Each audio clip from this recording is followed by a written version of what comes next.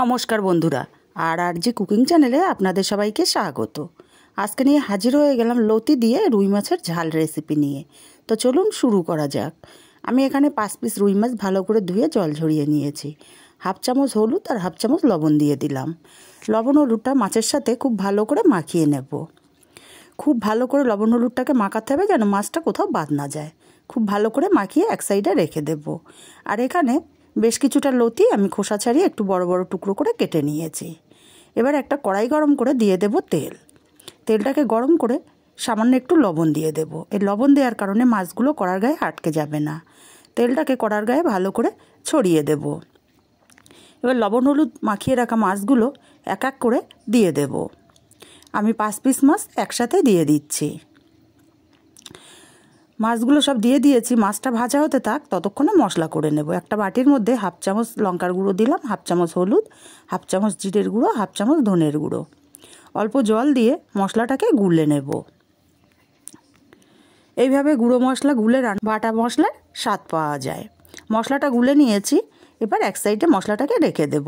আর এদিকে মাছটা আমি এক পিঠ উল্টে দিয়েছিলাম, আবারও আরেক পিঠ উল্টে মাছটাকে একটু কড়া করে ভাজবো। খুব বেশি কড়া না, একটু হালকা কড়া করে ভেজে নেব।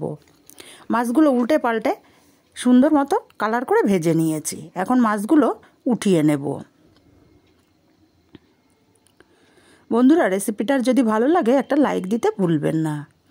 এবার এই তেলের মধ্যে বড় সাইজের একটা পেঁয়াজ কুচি দিয়ে দিলাম।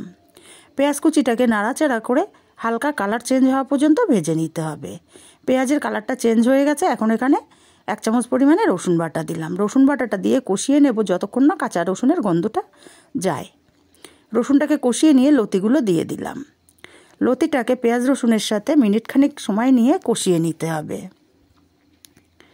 লতিটা মিনিটখানিক কষিয়ে নেওয়াতে দেখুন কালারটা চেঞ্জ হয়ে গেছে। এখন এখানে দিয়ে দেব গুলে রাখা মশলাটা, আর দেব স্বাদ মতো লবণ।